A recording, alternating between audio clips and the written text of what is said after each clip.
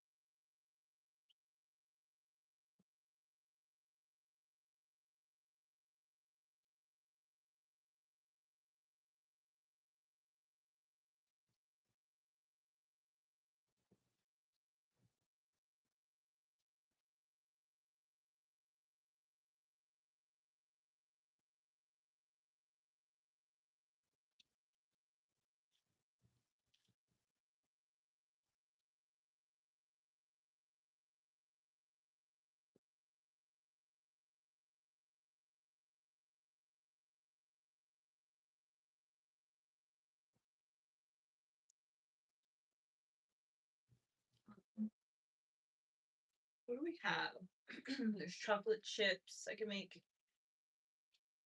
chocolate chip cookies again. There's not really that many chocolate chips.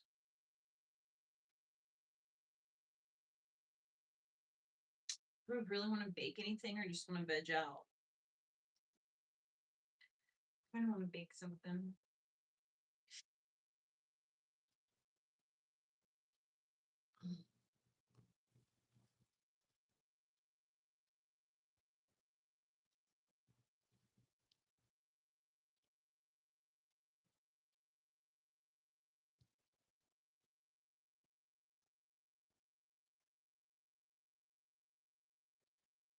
Mm.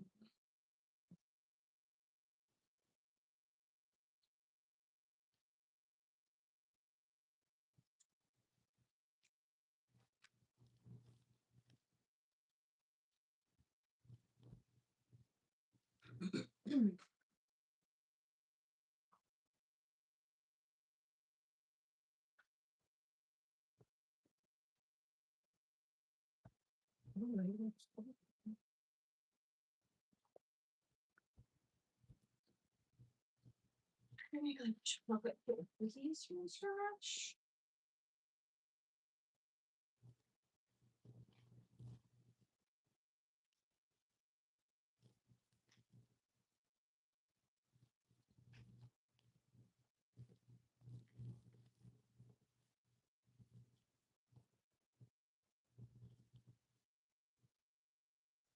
Need softened butter. I don't have softened butter.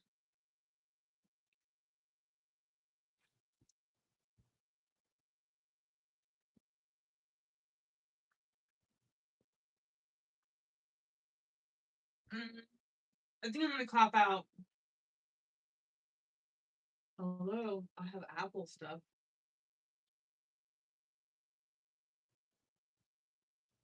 It's not very hard to make apple filling. I have all these apples that are gonna go bad. I wonder.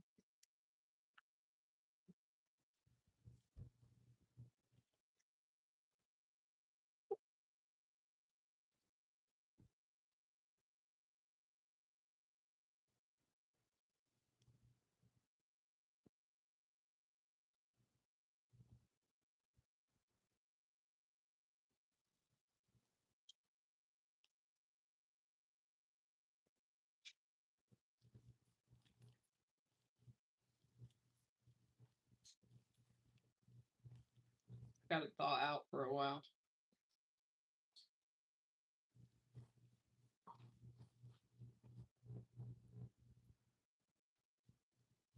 An apple, some kind of apple filling. That's what we'll do. Got all these apples that are gonna go bad.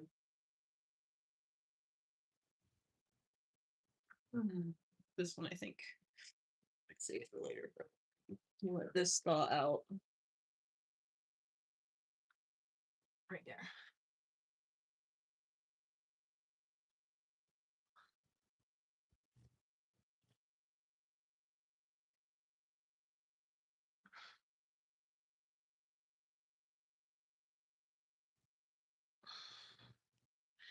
Probably gonna take a little thaw out.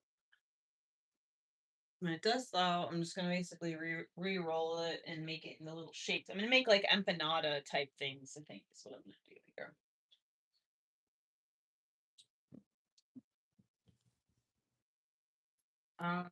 Let's see. Apple. You know, not that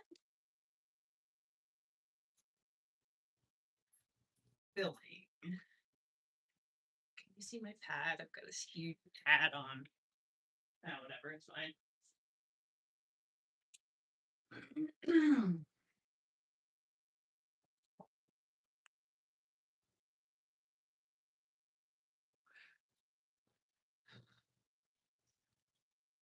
Baby, how many times do you want me to take you outside this afternoon? I'm sorry.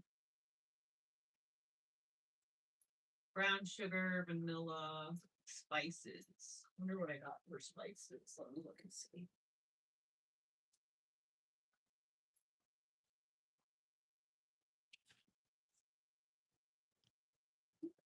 Wow, they had the ingredient list written. The ingredients are always at the very bottom.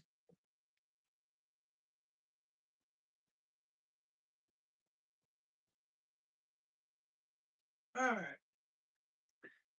2 pounds of apple sugar, lemon, butter, brown sugar,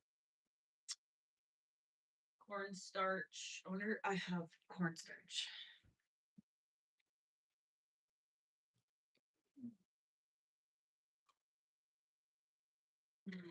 Oh, I have arrowroot powder, which will do the exact same thing. Got arrowroot powder, that'll work. We need the cinnamon is also in here. Oh, my nose is stuffing. Vanilla. Not what I mean.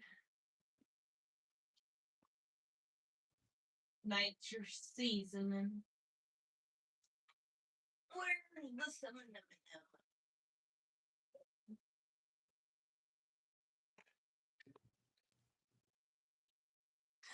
Jesus. Cabinet's huge. Vanilla. We got the brown sugar while I was there. Brown sugar and granulated sugar.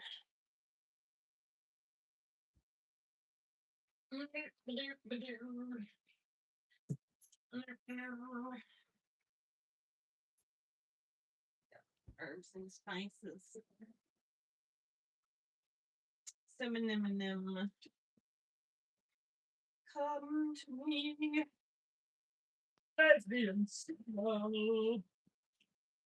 Saigon cinnamon. And also some cardamom. Cardamom and Saigon cinnamon. Wash my hands and get started. Oh, where's an apple peeler?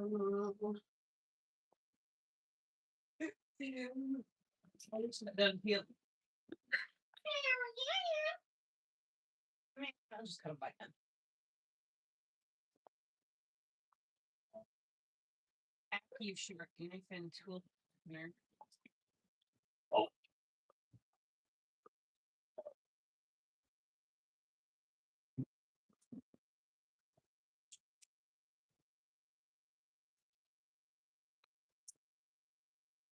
I'm gonna peel. I'm just gonna eat them. It's for me anyway. I don't care. I'm not gonna wash apples, wash hands.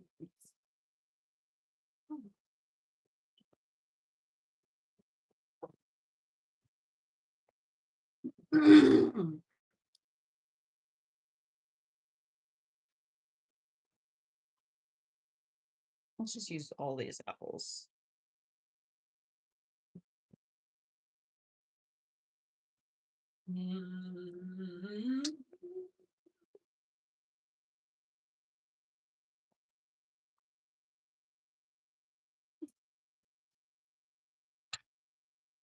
Oh, there's these cute little souffle dishes. That would be cute and fun.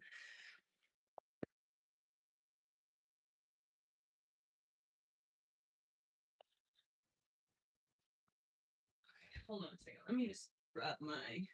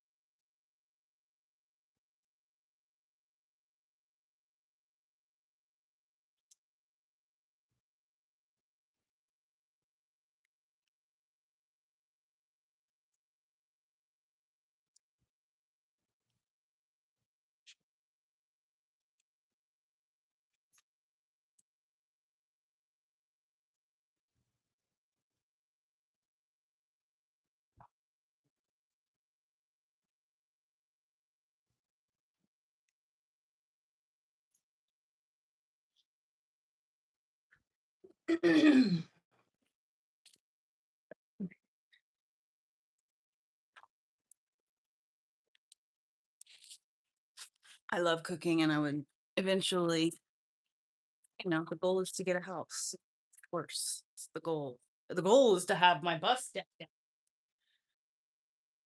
and have a kitchen in it and stuff like that. I do love cooking. I told you this was torture for me, having to eat out all the time when I like to cook. I've made food at home every night since I've been here. I've made cookies from scratch. I made a chocolate cake from scratch. Well, it was a box cake, but I made the icing from scratch. So, yeah, I love cooking. I spent $60,000 on culinary school. Definitely something I enjoy doing.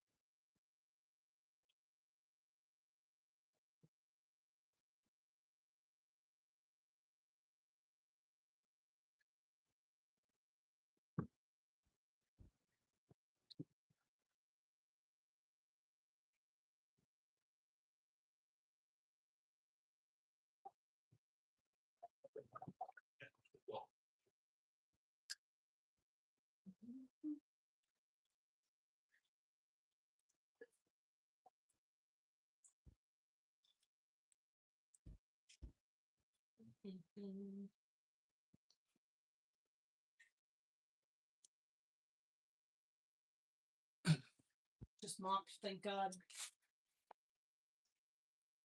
Nice try, Dodo.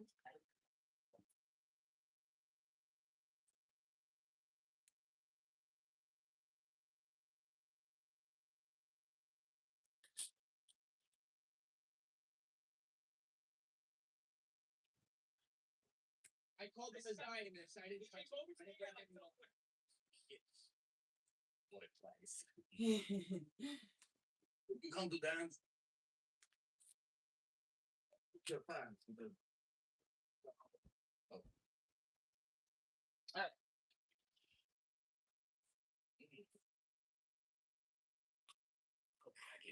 I can't do. I'm sorry. That was too much. Wow. Wow. Yo. I'm gonna do this one. Ask forgiveness for my sins. I hope Paul was not pleased. Was pleased. And he's not with me. What the fuck, man? Holy shite balls. Ball, right?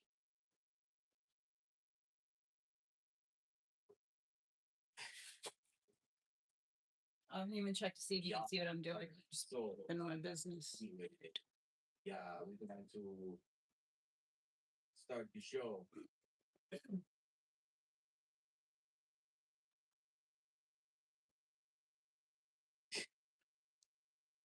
All right. It's screen. I'm not very good at starting things either. You know, I'm too good at that. Well, what? Talk about it. Much to talk about. I'll get to it. Find a seat. Okay. Shit. Yeah, there. Could you hit the record button on the camera, please?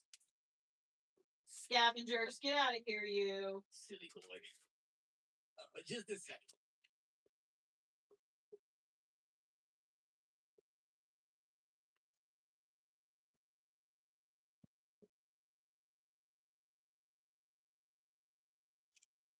You must know this. Do not know this is do not know this. We know this. We know this all the time. Okay. Now, I don't really have a good place to start. I never do. So I just go to my Twitter, I look at all the posts, and we kind of talk about what's going on. Thank you, Jonak. You'll have to be waiting a really long time for that. But don't hold your breath. Okay. All right, we're going to begin by talking about AOC. She's getting grilled in the comments. She says, today, the FBI and the NYPD disrupted a plot by a member of the pro-Israel terrorist organization to assassinate Nardine Giswan. This is a reprehensible act of political violence, so more of AOC's lip service, of course. There is no place in our city nor our country. I think Ms. Giswani is safe. And the assailant is under arrest. Anna Kasparian, on the other hand, says, you should vote to send Israel more money for weapons. But look, the Black Jacket says, oh, I never continue on. Kept them cash themselves when you are yeah. Really? Well, what's this headline about that? It says AOC backlash after voting against cutting U.S. aid from Israel's Iron Dome.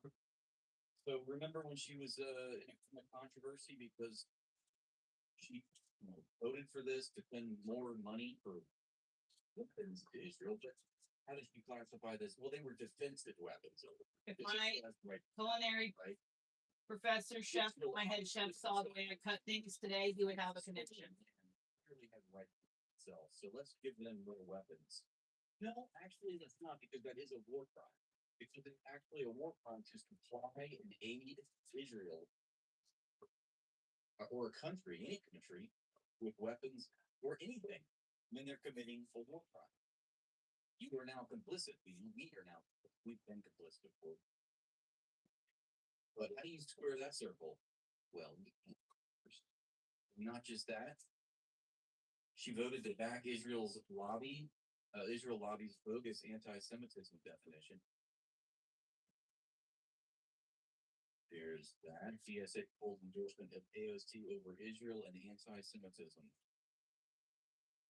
She's such a ripper, right?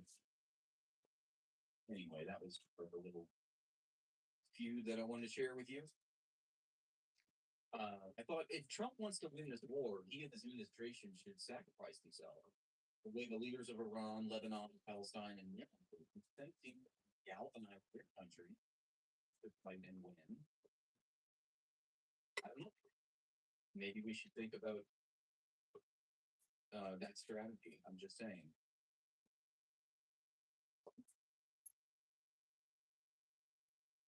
Stay out of that bathroom. Family. Having watched that mean-spirited Drewski's horrible video and all the lids mocking a grieving widow, I wanted to post a photo of Erica Kirk and her loving family during happier times and tell you Russians that you're just jealous because you never had a family beautiful daughter.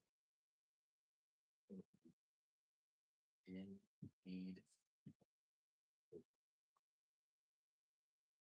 Thank you, Sam Raj, for that super. I appreciate your support for the channel. Apparently, Israel destroyed the mausoleum of Simon Peter, Apostle of Christ in the village of Shama in southern Lebanon. The mausoleum was almost 2,000 years old. Really,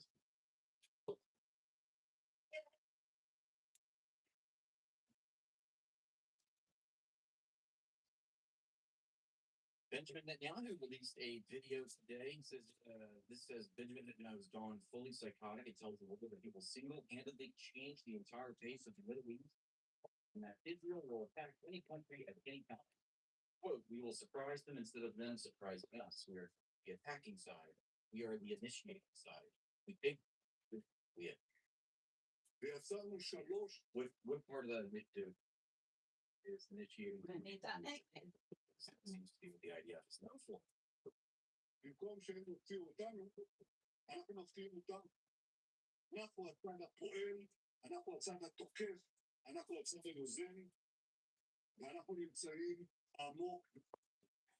Your wires are too. Here we go. Sorry about that. אמרתי שנקודם פני המזרח התיכון ועשינו את זה, אבל שינינו גם את תפיסת הביטחון שלנו. אנחנו יוזמים, אנחנו תוקפים, ויצא. People call me that. Reminder that he has no wife or kids. Why is he there? Maybe it was a grinder hotspot for the weekend. He had to get in the action.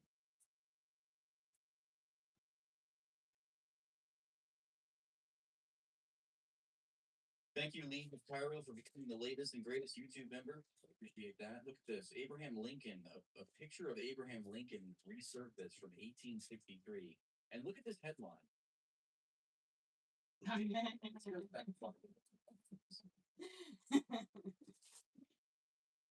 Let's see, here's some AI swap. Let's see if it incites anything. Okay,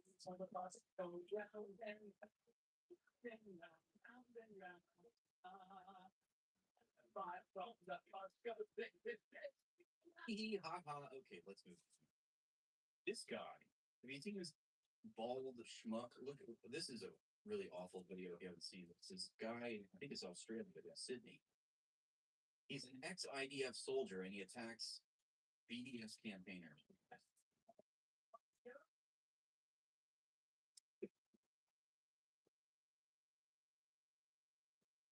Oh, clear on you fucking dickhead. Walked away like none of that.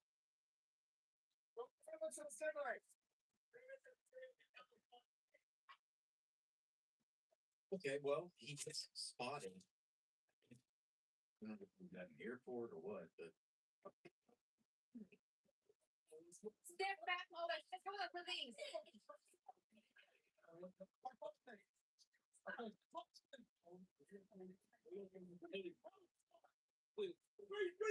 You know he's an ex-IDF soldier because he's only attacking unarmed civilians, of course.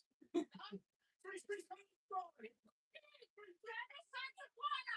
animal! You're animal! Shoot somebody! Get away from me! Speaking headline, Israeli fire department official at the scene of the Iranian missile strike on the Ramat Ulav complex, Beersheba. You can see a secondary explosion occur in the background. The complex is home to Rafael defense systems. And yes, Rafael is a despicable weapons contractor and manufacturer. And they actually partner with Raytheon as well. Israel's government arms company responsible for the development and production of missiles and active defense systems.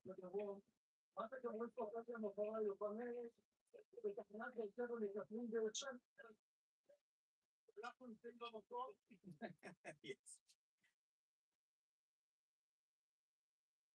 Too much chaos, not enough money.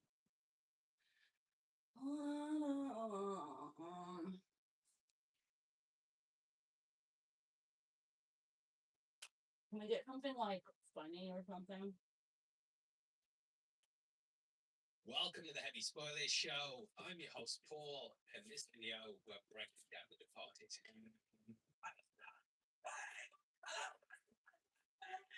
Martin Scorsese's first Best Director Oscar win, The Defiant, was a big thing for the Hollywood legend. Those who have argued that they gave him it because his other films were so good and didn't win it, I think this is still one of his best movies, packed with razor sharp writing, twists and performances. The plot is a movie that I often go back to. Bring around two people undercover that are working on opposite sides of the law. It's an incredible concept. Throughout this video, we'll be breaking down and discussing everything within it. Maybe. Maybe not. I'm sure you're aware that lots of effective place that it will borrow from Scott Banks, which scores and these statements. This is something that I thought at the kid. I just imagine him going to in the theaters and it being like, it's personal Easter egg. Though it's often been known that this signals that a character will die, it has to be said that the appearance scenes where a character does it means excellent pleasure on double crossing and the constant backstabbing that happens in the movie. Though it does appear in deaths, it also occurs in scenes and there's the way how it is somewhat because people are dying. Where we begin this meeting, though, is in the montage with Frank discussing the city in his control, and he crosses in front of an X. Well, we see Frank's garage is also an X created by the bonnet and windshield. Sullivan can see wearing a jersey when playing sports. Though this is actually wrong number for the vision as a deeper layer to it. Ted Roman numerals is an X, which again ties into the theme. After Sullivan buys his apartment, he leans on a balcony and we see an X. When Costigan's at the prison, he's shot looking through a graded fence, which creates crosses throughout the frame. Upon calling Frank at headquarters, we also see crosses connected to the lights. And also see this thing going back and forth down the way, day or leave the freedom. Ultimately, he's at a crossroads, so this is really nice. Little cameo here as well, as the girl with the backpack is Martin Scorsese to Francesca. When discussing the IDs, he also crosses out the word citizens on the bank envelope. This is what Costigan later follows, and it's how he knows for definite Sullivan's a rat. When tailing Sullivan, Costigan stands in an alleyway, and a cross is created by the ladders in the fire escape. During this chase, we see Sullivan walking along the street, and then the and we get a split second and then an X behind it. When we go to again, we also see that the next one. At this moment, he fucked up. When Sullivan shoots Frank, you also get a cross created behind him. Costigan figures out the truth by noticing the citizens envelope on Sullivan's desk, and an X is created in the ceiling behind him. On grabbing Sullivan, Costigan also passes by some scaffolding where we can see an X is created. He then goes down, and we also see crosses behind Sullivan and Costigan. I know that's the most obvious one, and it was kind of the one that people first saw and then started noticing the rest. Lastly, and I know it's a big long list, before Sullivan enters his apartment, he bends down to stroke a dog who doesn't like him because he's a piece of crap. The dog knew, but you also might notice that there's X's all over the carpet. He then walks to his but the X's actually extend beyond the film. They go to the poster and the steel bookcase as well, which has a giant X on it. Wait, does that mean I'm fucking dead? So it's right at me trying to double approximate. As maybe no, the movie was suddenly fatal offense. Scorsese didn't actually know The Departed was a remake when deciding to go back onto it. Upon learning this, he decided to not watch the movie, just in case it was. How about the story of a criminal and of a cop trying to expose the other was just too much to not be hooked by. There was also some real life inspiration as well, namely in Frank Costello. Based on Boston mobster Jamie Whitey Bulger, he was a major figure in the Irish mob. However, just like Frank, Bulger was an FBI informant. In 1994, his handler tipped him off that they were working on a case against him. Thus, he went on the run and evaded capture for 17 years. At one point, he was even added to the FBI top 10 most wanted list, just before Osama bin Laden. Captured in 2011, all the truth came out, including his work with the FBI. Though he denied working as a rat, they had records dating back to 1975. In return for this, his handler made it so his gang was largely ignored. At the time, this caused a hell of a lot of controversy, and it was down to the fact government were working with gangs, and thus his contact John Connolly was arrested as well. So we have not only clear ties to the gangs, but also an ally in the FBI. Now, for as stacked as the cast is, a lot of the actors weren't the original choices. Brad Pitt was cast as Sullivan, but he dropped out to work on Battle. However, he still continued to act as a producer under his company Plan B. Along with this, Tom Cruise was also asked to play Costigan. On top of that, we also had Al Pacino playing for Frank. This was because he had always wanted to work with him, but so far the pair hadn't had the chance. Nicholson was Scorsese's second choice, but it's difficult to imagine Frank as anywhere else. Scorsese would eventually get with Pacino, though, as he could work with him on The Irishman. Again, though, the cast is stacked, and $45 million of the budget went on just the actors' salaries. Considering the budget was $90 million, yeah, you can do the math. That's like half the budget. Now, in order to research the role, Leonardo DiCaprio even interviewed members of the Irish mob. Matt Damon, yeah, he also went on radio with the police to observe how they acted. Beyond that, he reformed Mega met real life police psychiatrist. Basically told her the character's doing it wrong. But yeah, I think you can kind of guess that if you watch the movie. Anyway, we're going to be breaking it down scene by scene. Firstly, just quick words like my sponsors. This video is sponsored by Zbiotics.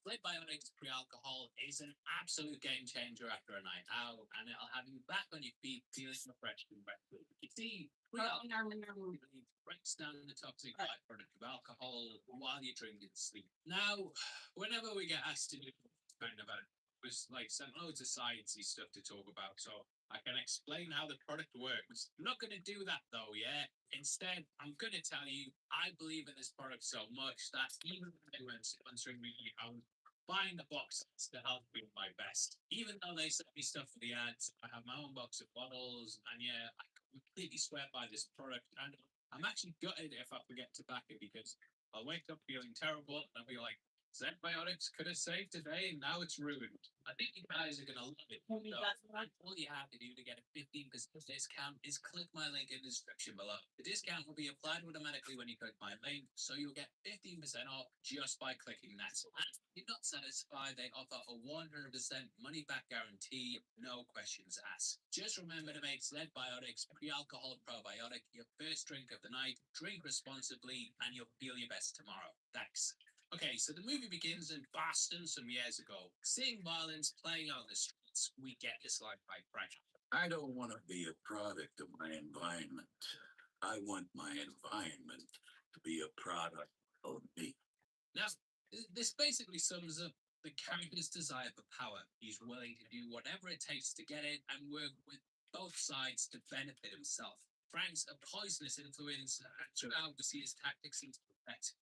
So young Sullivan and takes him under his wing. Frank is someone who seems to have a hold over everyone in Boston, and he corrupts the most about. This can be seen later in the movie when we find out that at one point he screwed it on. It was before violence, we still screwed it up. And even people attempting to practice celibacy and worship a higher power, he's spoiled by his influence in the city. He's so powerful, he even overpowers religion, has truly made his environment a product of him. Years ago, we had the church. I don't think it's any coincidence that Sullivan's seen as an altar boy at a young age, and it's reflecting Frank's hold in the city. Frank first comes in like a father figure and takes people without fathers under his wing. This is seen by how many are fixing up his car while he rattles off about how he can give them power. You Johnny Sullivan's kid? That was your grandmother? You can definitely see this as what happens to wayward boys without father figures, which is a point that the now playing podcast brought up. Both the main characters had dads that weren't around and got swept up in something bigger than themselves. This is also reflected in Queen. What did your father call you, Charlie? Oh, yeah. Forgot. He wasn't around. It's also possible that this will be a fate Sullivan's child shares as well. As we learn, Madeline gets pregnant and she leaves him right before he dies. So who knows what will happen to the baby, and it paints out Boston as a place of several pitfalls. I think another pitfall that a lot of American remakes fall into is just redoing the original movies, even to the point they don't understand the cultural differences.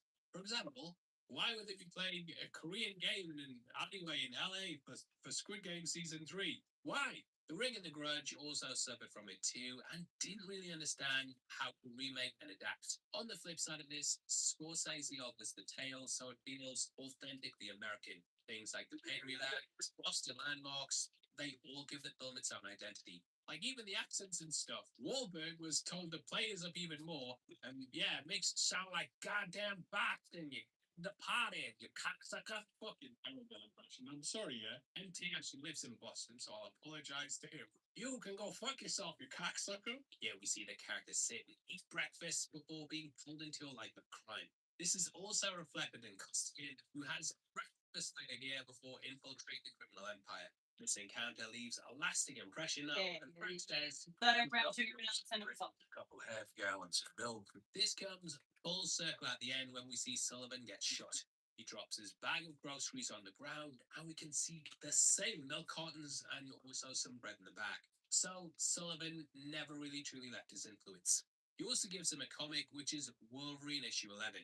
This was published in 1989, giving us a rough idea of the setting. Frank is just so sleazy in the scene, though, and he even asks if the shop owner's daughter's on her period. He gives her some money for makeup, and yeah, this is Gwen later on in the movie, but she's a kid, yeah? She's pretty fucking messed up. Doing it in front of her dad as well, yeah, that shows just how much power he has. Now, on top of this, he gives Sullivan some money as well. He's basically tempting him with the life he could have and drawing in this young boy who's never had anything to basically corrupt him. Now we then get a scene that's always stuck with me, which is him killing a man and woman on the beach. Just the way he's doing it out in the open, knocking out and from on top of him, yeah, he really doesn't care. It's here that we also meet Ray Winston, who plays the character Mr. French. Now, this entire outfit is said to give me shelter stones. It's a go-to for Scorsese, as it's also used in Casino and Goodfellas. The stones get further on later on, as Costigan gives Madeline their album Exile on Main Street. This is too good. Which also features in the film. The montage then ends with Frank telling Sullivan, you can be a cop or a criminal, or when you're at the end of a loaded gun, or practicing. It doesn't really matter. Fuck that up. This highlights that in this world, though, everyone can lose and everyone can die. Cops can kill cops, criminals can kill criminals, everyone can get betrayed, and there's no one winning. No one in this movie really wins, and even though Dignam survives, he loses his career. Now, due to what he does to Sullivan at the end, it's even been thought that he's one of Frank's rats. Said with Barragent, he could be working with him unbeknownst to Sullivan. He may be Frank's ally, and this is why he kills Sullivan at the end. I don't know if that's necessarily the case, but it's definitely a theory that I've read, and yeah, I think a good time to how he knows he's the rat. In the end, though, he's the last rat standing, and this could be why we get that final shot of the rat. He's the one who wins, if you read it that way, which, yeah, I'm unsure of. But we will discuss a different read later on that is more widely accepted. Now, even though he covers his tracks really well with Sullivan, you know, there's the potential he could get good as well. He just flat out murders him too and doesn't operate within the law, and it highlights how everyone's working in these shades of grey. Frank is willing to work with the FBI and blur the lines because he doesn't really see a difference in the two sides. Later on, we even catch him in the Capitol Dome, which is being overrun. Oh, I hate being on my period. The city's corrupt. This extends from the mobsters to the politicians. Okay, keeping the heat at medium, stir prepared apples, including any liquid that's separated from them. Then gets like the best jump cuts of all time and go from kid to Matt Damon. Studying at the police academy, it's here that we also meet Costigan. Another thing about this film that I love is that it actually brought Damon and DiCaprio together at the same time. You know, typically when you write a movie, you tend to write certain characters who fit certain types. So Damon and DiCaprio normally went up for the same roles, and they were kind of competing for the same parts. Because of this, though, it was actually unlikely the pair would ever part together. It's a similar thing to Arnie and Stallone, where the pair were constantly trying to win a part over the other. Al Pacino and De Niro had it as well, and though they starred in The Godfather Part 2, neither were ever on screen together.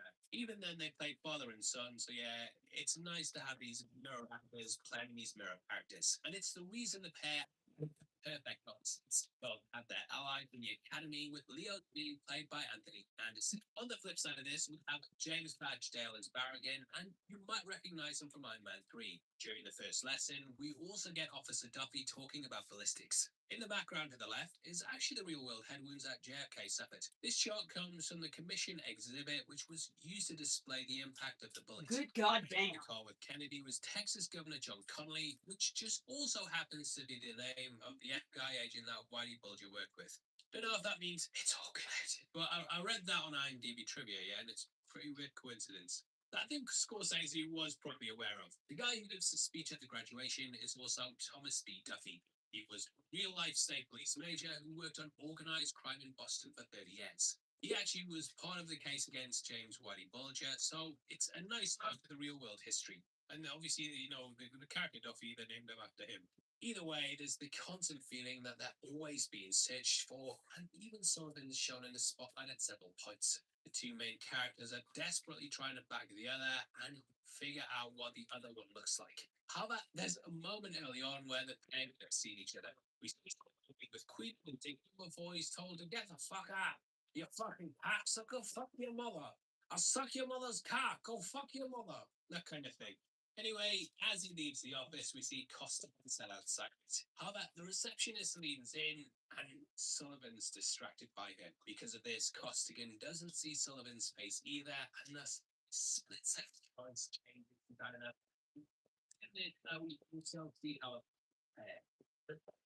Sullivan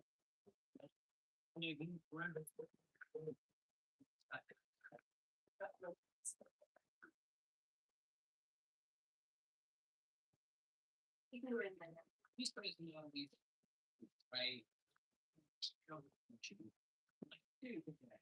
I like it. Wow. And very skitsy. Isn't necessarily a typical good guy. That is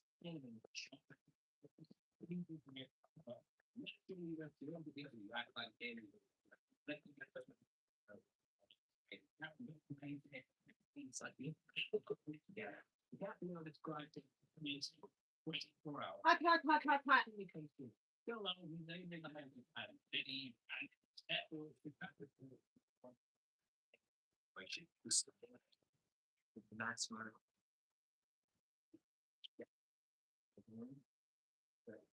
Living from the Jackie was also starting to feel and learning with two kids and basically becoming a child. Although Billy had to be kidding me, he goes, we can translate that so I don't know how to go. Signaling, say every word. In fact, we killed 7 guys just to cut my throat.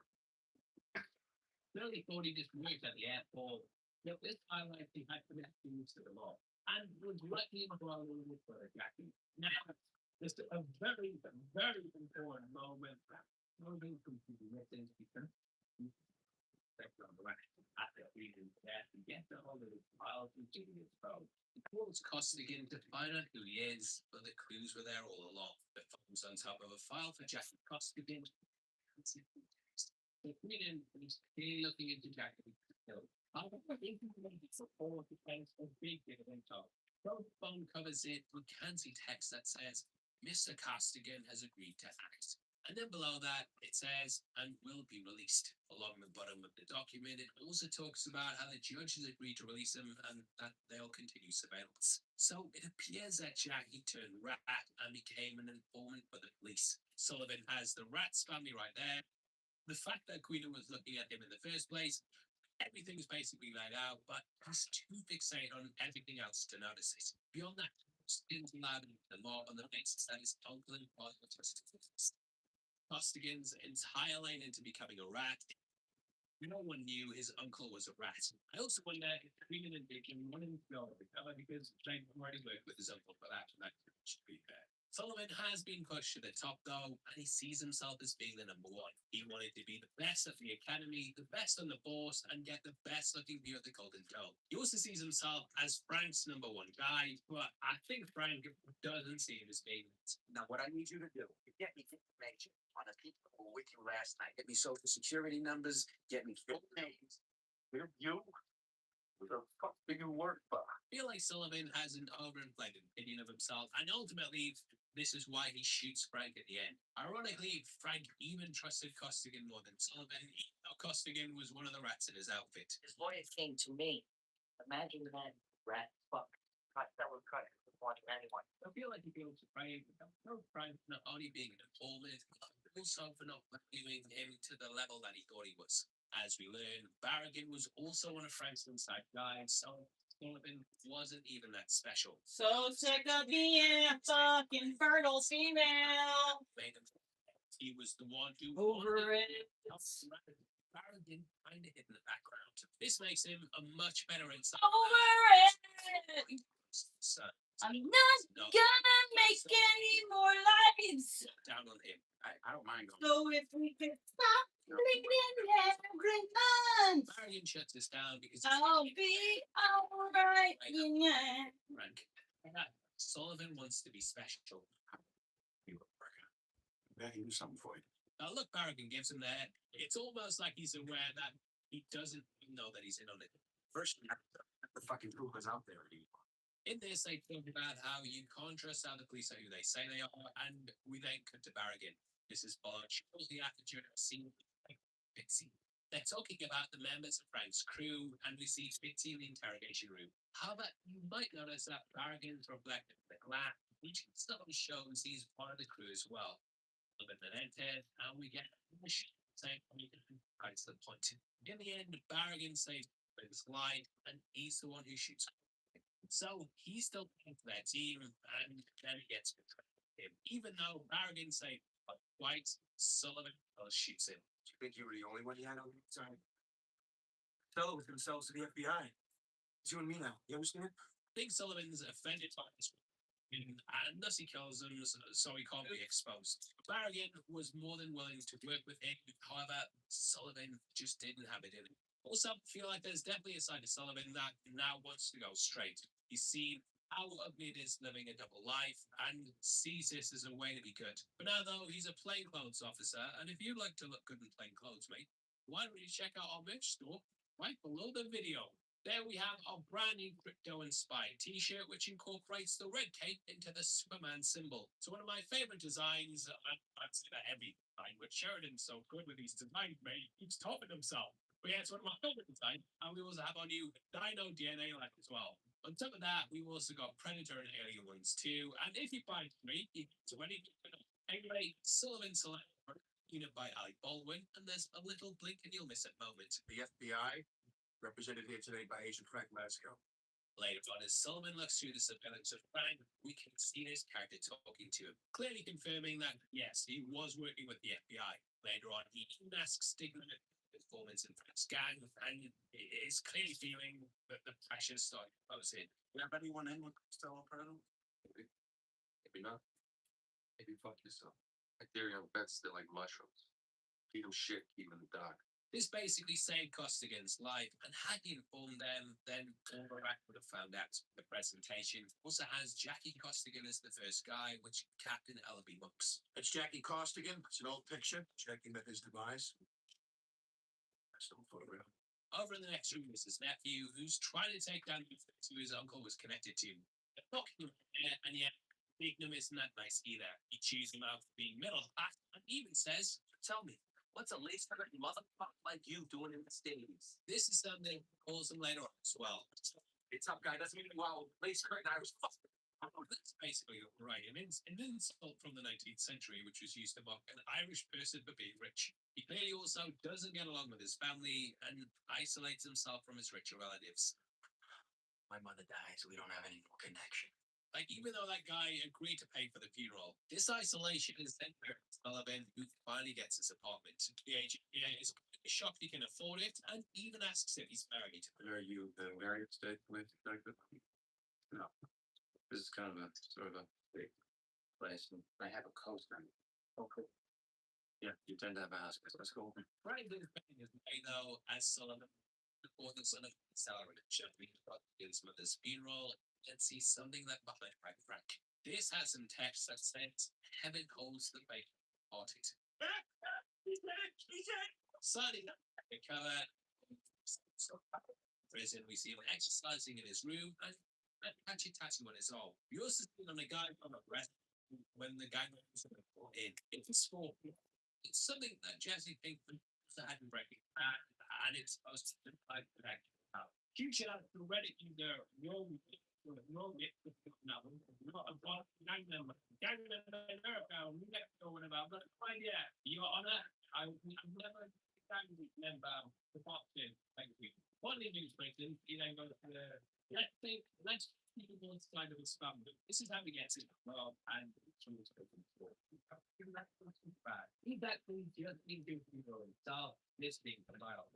Completely fine, but basically, he's still I know about that and we're in by friend.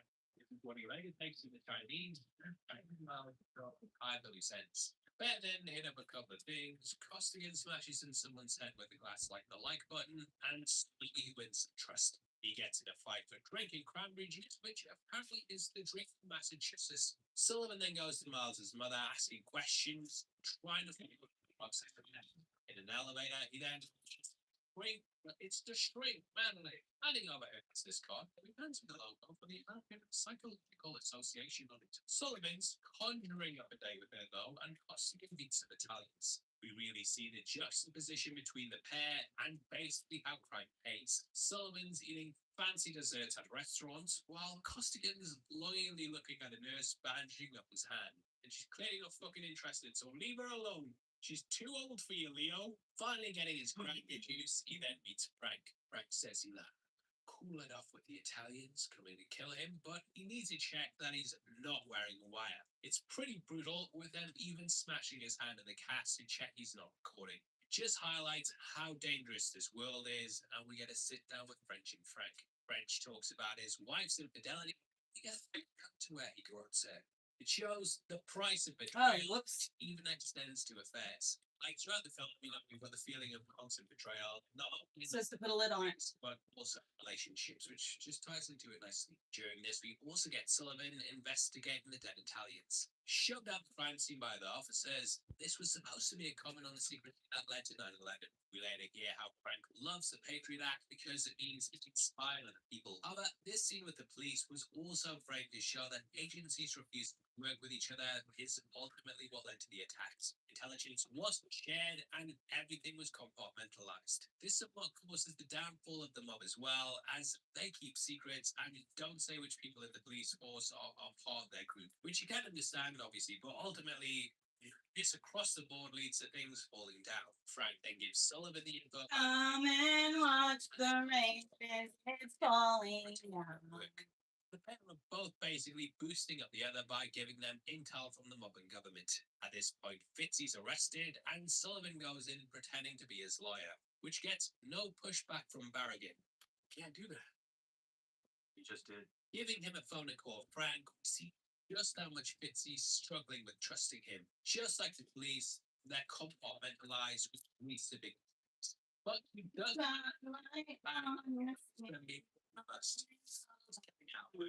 Sullivan's clearly struggling when it comes to performance in other areas. Sitting and talk about last night. That's all really guys tend to make too big a deal out of it. It's actually quite common. This is a reference to the character being impotent, and during this she's holding a banana, which if you can read into the subtext there. Ladies in the ring that know immediately you must have some cash or your cock was working. That's working. Overtime. But yeah, clearly she's not feeling satisfied sexually, and Sullivan also refuses to talk about it. This leads to her cheating with Costigan, and we see that first session in the next scene. Discussing lies and why people do it, she says it's to keep things on an even keel. The thing that both Sullivan and Costigan want is security and safety, but they can't due to the paranoia in their lives. They're always one wrong move from getting caught. Prescribing him OxyContin. We're now far enough away from the movie to know how controversial that drug is. And yet, Manlin, you're not winning any Psychiatrist of the Year awards. On meeting Greening, Costigan learns as an insider in the special unit. And IBC playing out with the microprocessor scene going down. It's clear Sullivan and Co being kept out of this, and I love Barragan's reaction as he's told about it. I repeat, not take action until a man that Captain Queen has inside their operation verifies the transaction. Poker face is terrible, and he's clearly stressing out, and you can't get right there. So I know Sullivan can't do it either. Now, say what you want about Alec Baldwin here, but we get one of the best line reads I've ever seen in the film. I'm sorry, last minute, please leave this lead. Can't keep beans on the smoke, man. Smoke, right when it's finished.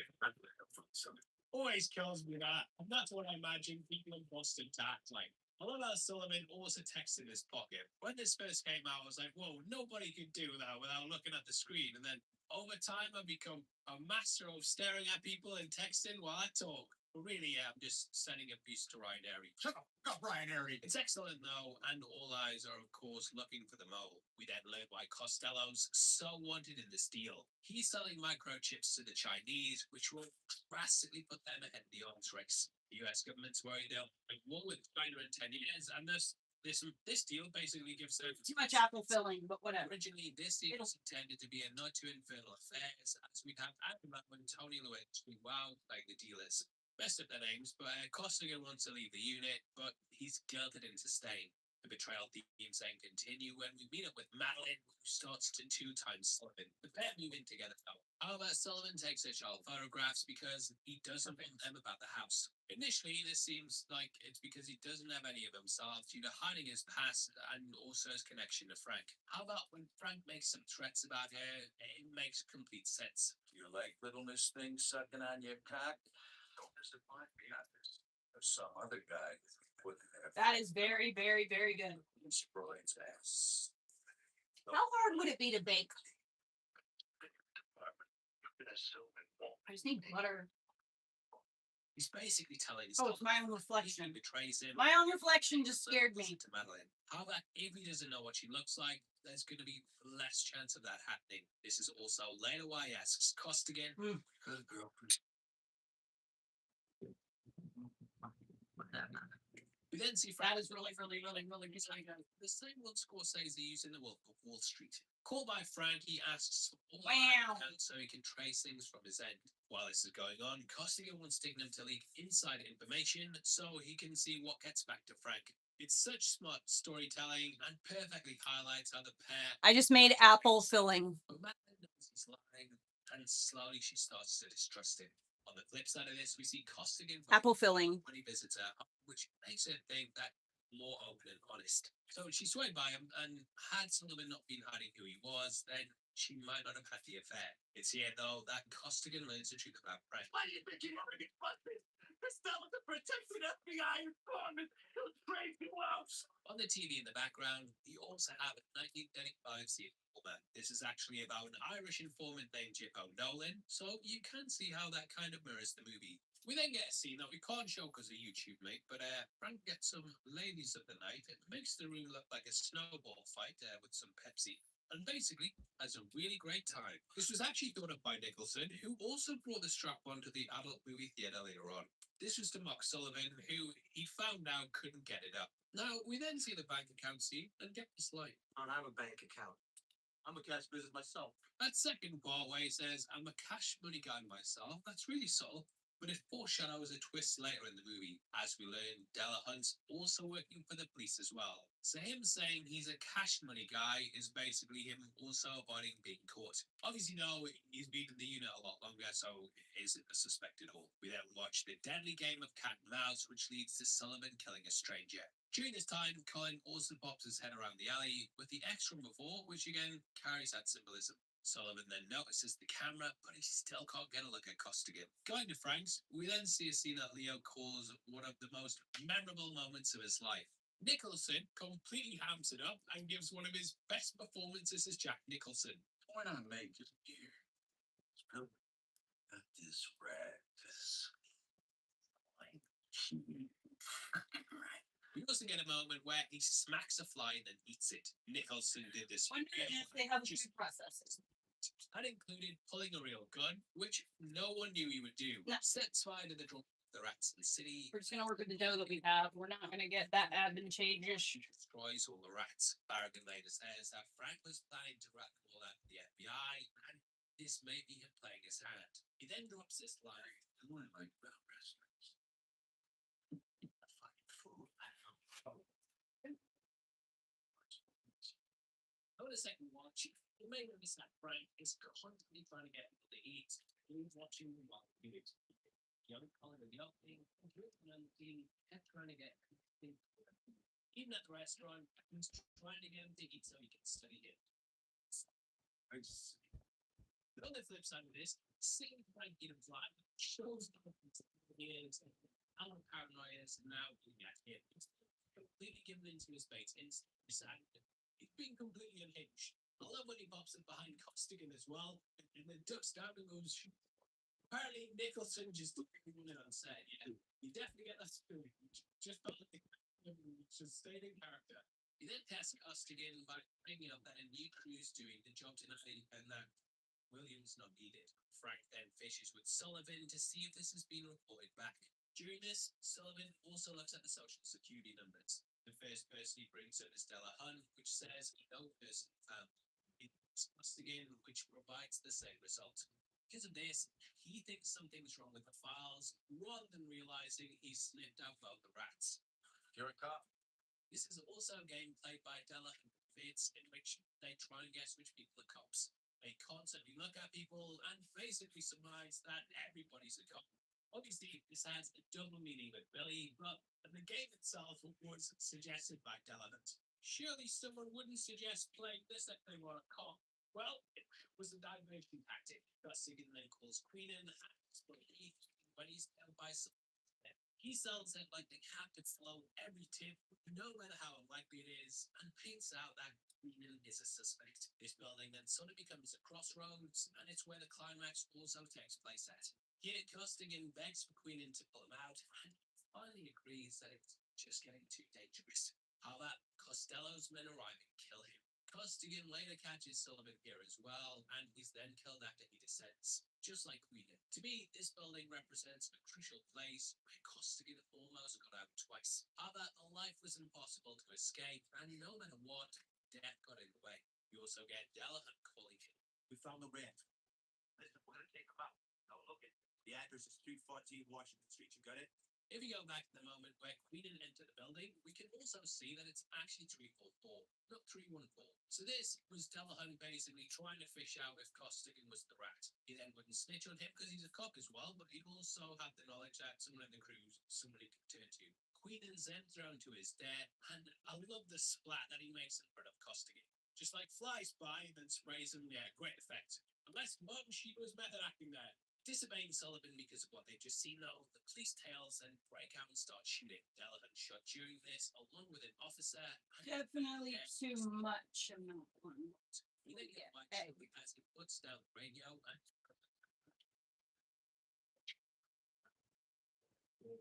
Frank working out it's a rat, and he realizes that it's okay to rat on a rat and make it flat. With Queenan dead though, taking regulars and Sullivan leads to getting him place. So now Costigan doesn't that the lights dead, rolled over by Delahunt, reveals he gave no address. Fight! That's the wrong number! Why?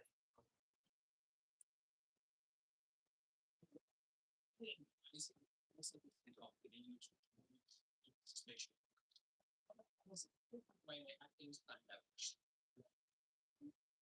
Introduction by Sadie, which she says. Is Delahunt really a cop? Should have done this at the time. Could look at it that way. Ultimately, he says. So I should also be like, This is Introduces the scene on the Blu-ray, and we then see the full thing. In it, Delahunt says he's been killed before, and in that Frank would kill Costigan. So that's why story and this was to get suspicion of Costigan. But it doesn't convince everyone. I don't believe it. Frank also seduces that they say he's the rat, so that Frank thinks they got the rat. And thus the suspicions continue. We also have Costello and Gwen, with the latter reading a book on how to get pregnant.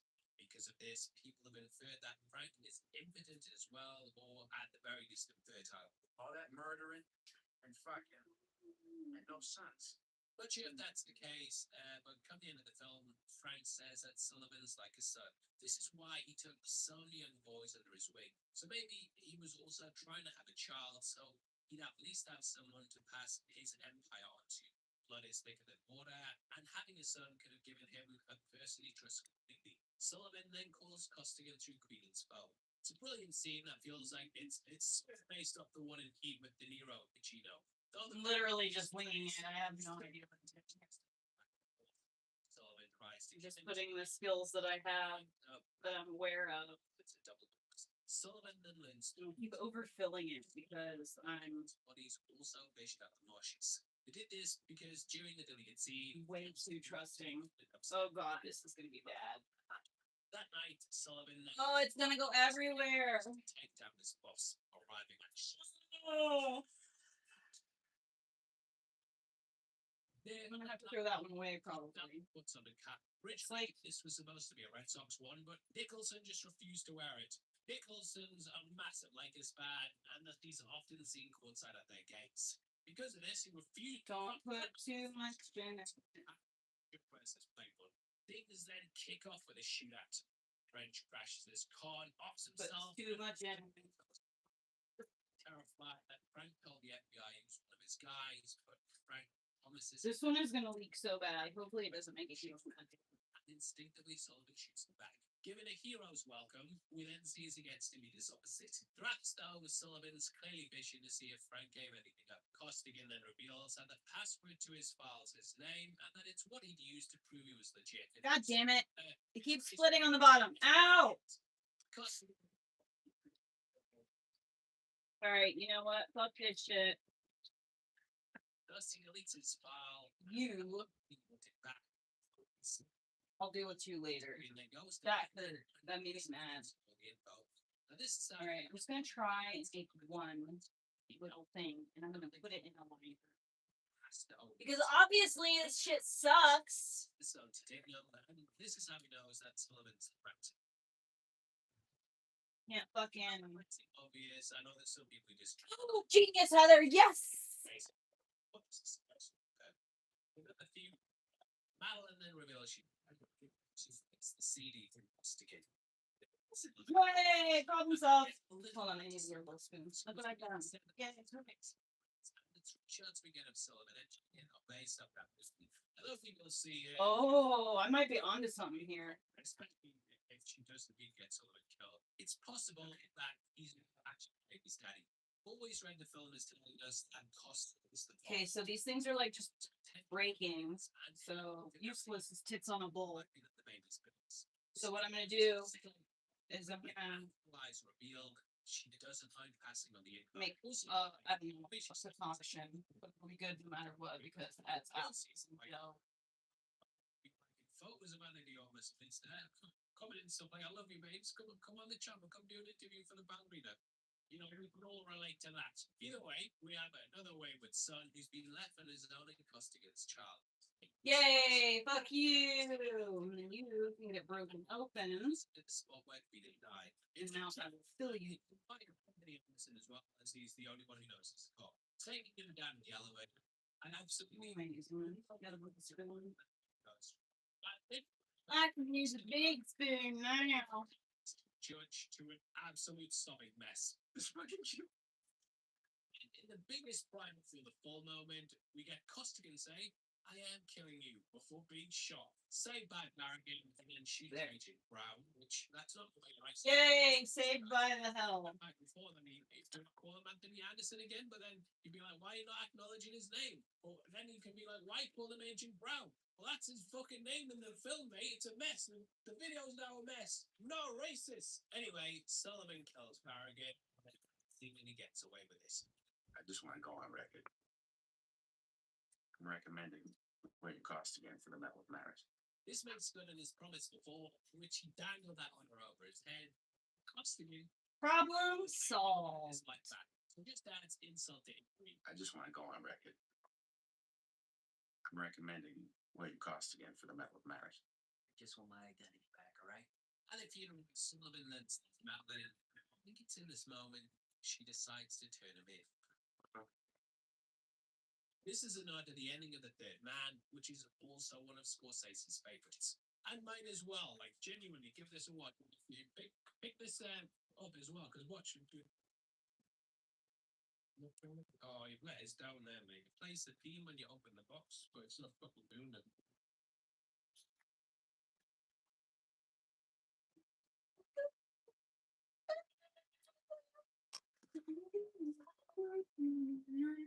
It's the point where Scorsese's like, you know, he's just like, it's the ultimate rejection. Yay, these little fucking souffle dishes came in clutch. And I even thought to myself, like, these are souffle dishes. But if you Sullivan is then Probably bake up real nice. no one's doing things by the book. I also love Malcolm Sullivan's space here. He just realizes finally being caught and the Okay. he's completely resigned to his fate though, and almost just sighs like Yay, saved by the fucking souffle dish. I was gonna get really mad. how many This fucking dough didn't thaw out very well. So looking the dough, there's turncoats and dough? everything. Very, very on the nose.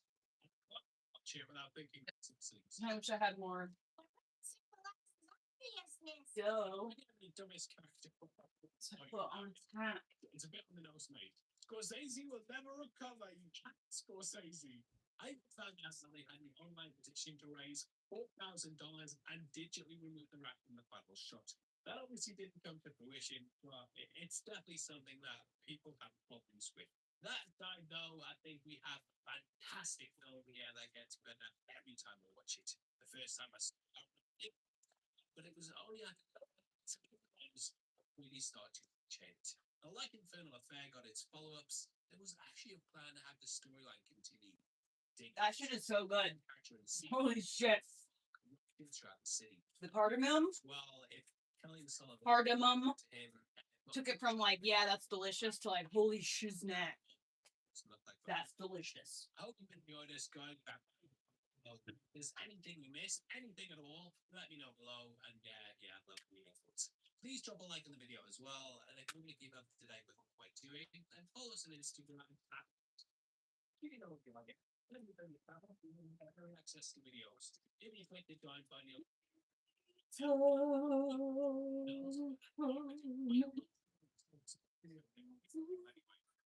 it's nice and sensing up, so yeah, I hope that's not to you. But if all you guys do on the channel, we're gonna do a YouTube video again. Trick you suckers. Anyway, if you want something else to watch, go right down on screen right now. By now, thank you for seeing this video. I'll be your host. You next time. Yay! Saved by the souffle!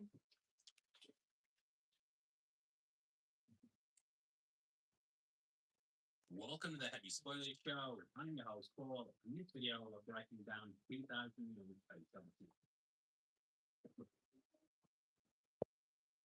Released in 1968, this Stanley Kubrick classic is arguably one of the most influential films. Mini pies, making mini pies.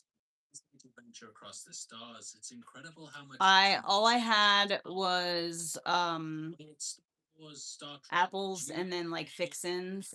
And I found two of those like pre-made rolled up pie crusts or I found one in the freezer. It was a box of two, but there was only one in the box. But anyway, so I found one of those and I was like, oh, cool. I'll just make like little empanadas and I'll fry them up or whatever.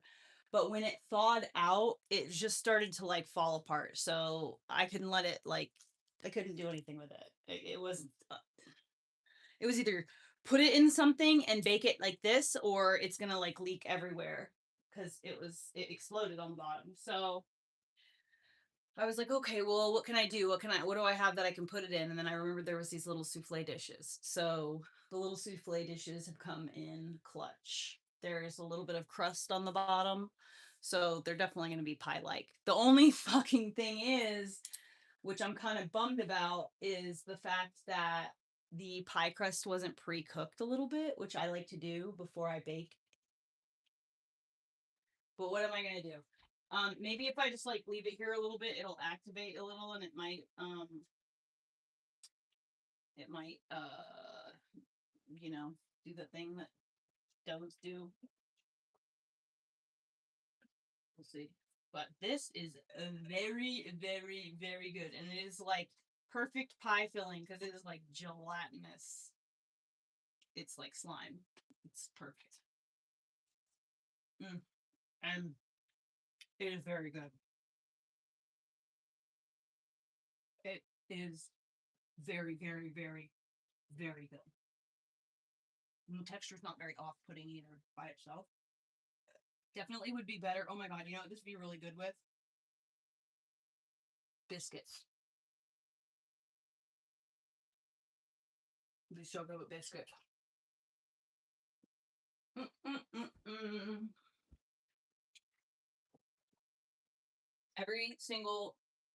I've made every single meal from scratch since we've been here. And I've made multiple desserts from scratch. I really, really fucking wish I had a fully functioning kitchen and a way to do dishes. Doesn't matter if I can cook food or I can bake or I have like little kitchen toys. If I can't clean the things, because I'm not going to use anything. I have kitchen tools. I'm not going to use them because I can't wash things. And I'm not going to have dirty dishes in my house. I can't fucking deal with dirty dishes. I'll run the dishwasher twice a day, though. No problem. I don't care. I like my dishes to be sanitary. And so I'm either going to wash them by hand and I'm going to do so like with very hot water and like do so thoroughly and make sure there's no like greasiness or anything on them. Or they're going to go in the dishwasher and they're going to get absolutely fucking blasted to death. There's no in between.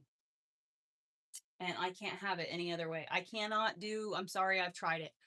Tried living by using baby wipes to wash my plates and bowls and stuff like that. I tried using paper plates and bowls. I've tried, using baby wipes to clean up pans. Annoying, stressing. It's so annoying to use water and fucking steam all the time to clean your dishes, your pots and your pans, whatever, baby wipes. Nope, don't like that. I don't like washing my dishes outside because I have to literally carry a heavy thing full of gross dishes and then it gets on me and then that's even worse than doing the dishes by hand. So I don't want to do that. So I just not going to do it.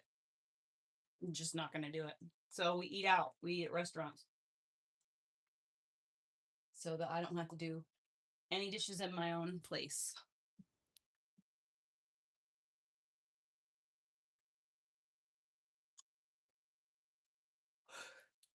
Why would I give up?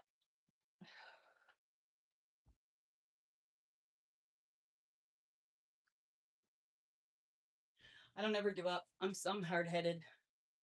But I will change direction, which is what I'm doing right now. See, right now, what you guys don't know is like behind the scenes. The reason I haven't been live streaming very much is I'm kind of gestating a new life for myself, and like things are going on all over the background that nobody is really aware of.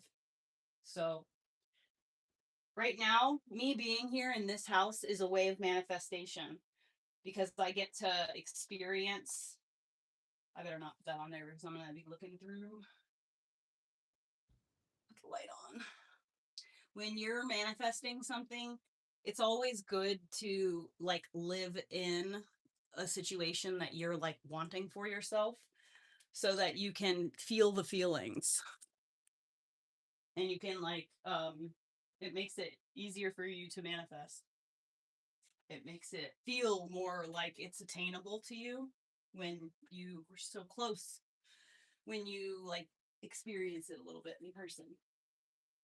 So I don't know if I'm going to end up with a house. I mean, I do know that I will at some point end up with a house. I just don't know. I'm trying right now. Get me a house. It's cooking in the background.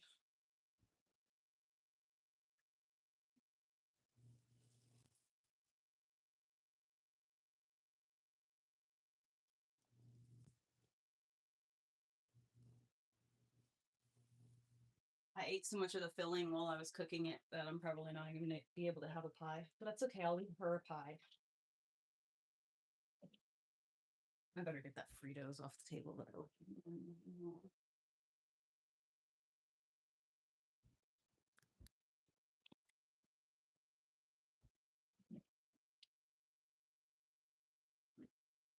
¿Dónde está Chiqui?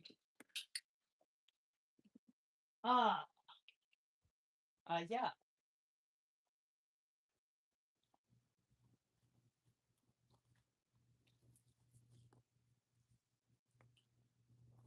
Did you smell the Fritos from down the hallway, dude?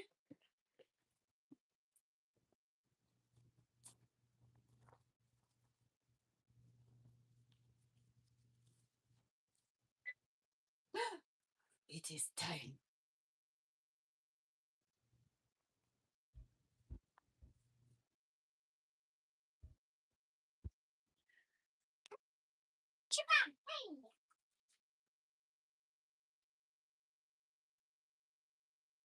All right.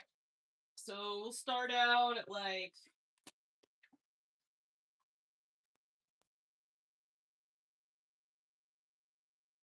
20 minutes.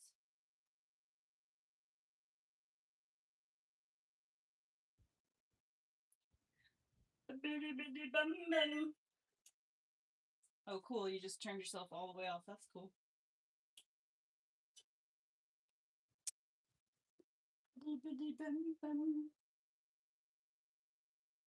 Excuse me. Thank you.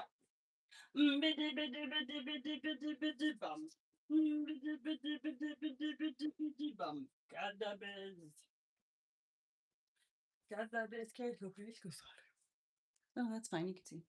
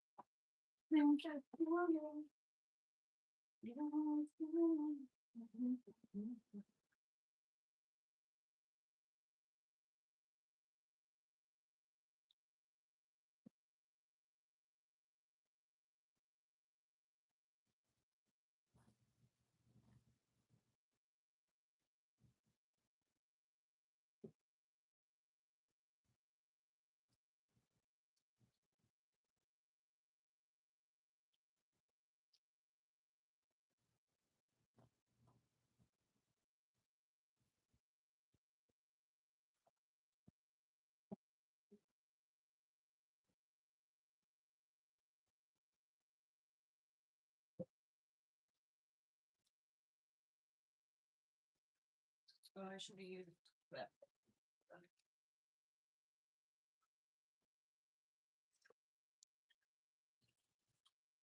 Damn, there's like so much of that gel in there. Oh God, it's like literally like snot. That's hilarious. Oh, frig.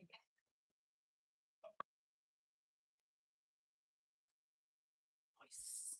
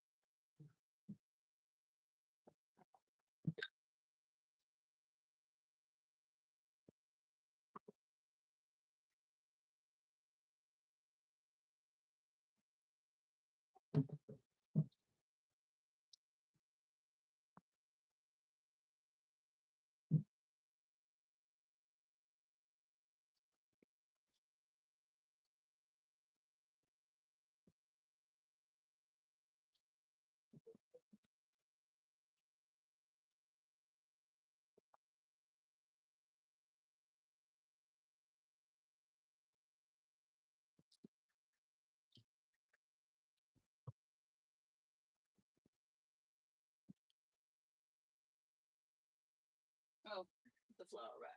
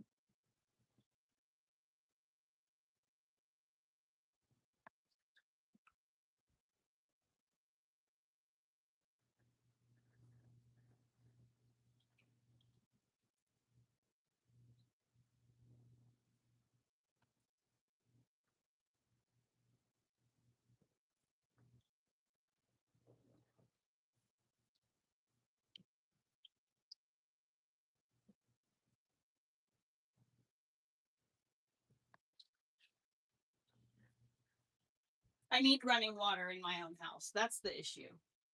And I don't have running water. And because I don't have running water, it is a trickle down issue. Without running water, can't do dishes, can't wash my hands in hot, boiling hot water. It's just the whole. I can't clean the counters I just can't do what I need to be able to do. Ooh, that actually is tomorrow morning.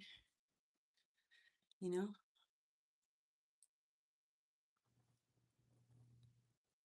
Anyway, let me show you what I'm making. Oven.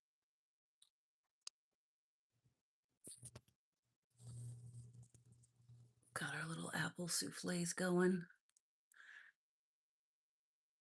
All seems to be well. So I'm gonna skedaddle. I'll see you guys tomorrow or whatever.